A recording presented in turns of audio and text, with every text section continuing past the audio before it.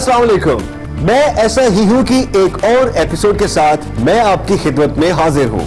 इंसान हर वक्त अपनी ख्वाहिशात के नाग पालता है और फिर उनसे डसा जाता है।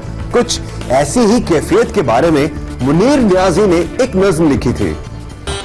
मैं हूं एक अजीब सपेरा, नाग पालना काम है मेरा।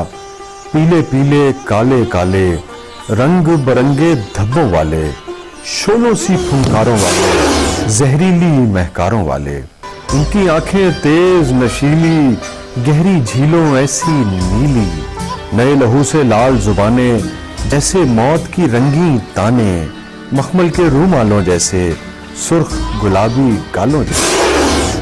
ख्वाहिशात के नाग तो पाले जा सकते हैं, लेकिन आज जिस किरदार से हम आपको मिलवा रहे हैं उसने ख्वाहिशात के नहीं बल्कि असल नाग पाले हुए हैं, जिनकी फुनकारें जहरीली भी हैं और खौफनाक भी।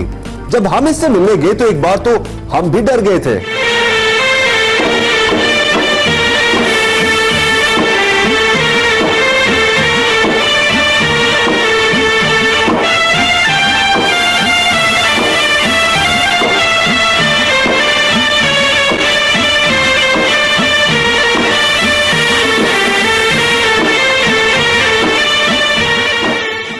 हैरत हुई ना, हैरत तो हमें भी हुई थी, क्योंकि हम तो सांपों पर बहुत से किस्से और कहानियां सुनते आए हैं, जैसे सांप की दोस्ती।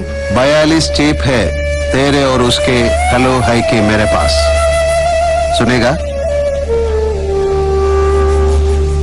अब तो समझ, सांप की दोस्ती जब तक है तब तक है।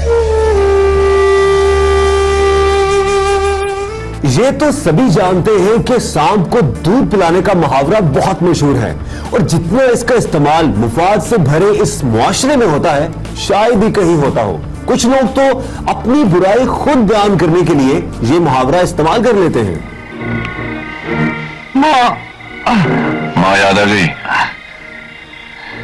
पुलिस से पंगा लोगे तो नानी भी याद आ जाएगी। लो बाहर खड़े, चलो उड़ो उड़ो उड़ो, दूध पियो, चलो उड़ो। सांप को दूध पिला रहे हो सरकार?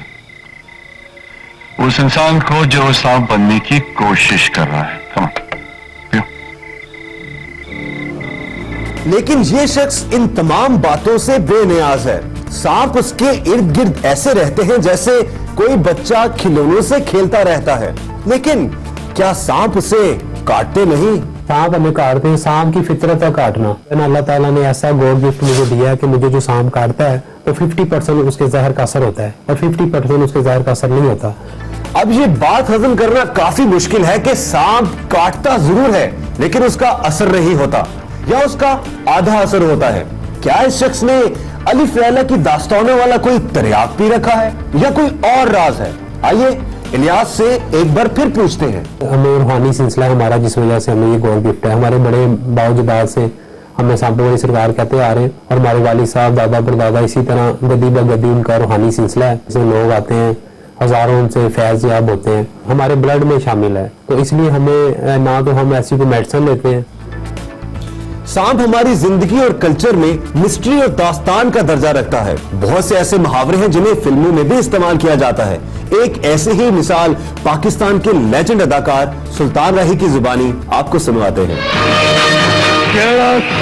पकड़े पक्के खा जाता है, देखो ना अपनी नस्ल क्यों बचा सकता है नारंग। मैं नारंगा जे तेरी नागन काबू कर ली थी, केस नाग नू भी काबू कर लागा। काबू करने से पहले मैं तेरी नस्ल के होने वाले बाल भी खा जाऊंगा।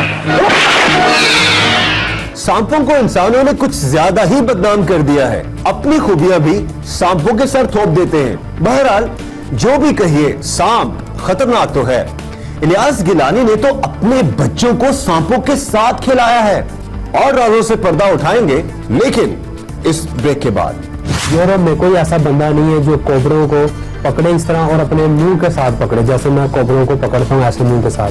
सांपों वाली सरकार का लकब मिलना भी एक नया चैप्टर है। वो 15 दिन की थी उस वक्त, फिर उसको खिलौने देते थे, तो वो फेंक देती थी, सांप देते थे वो खेलना शुरू होती थी। मुझे आस्तीन के सांपों से बहुत खौफ आता है।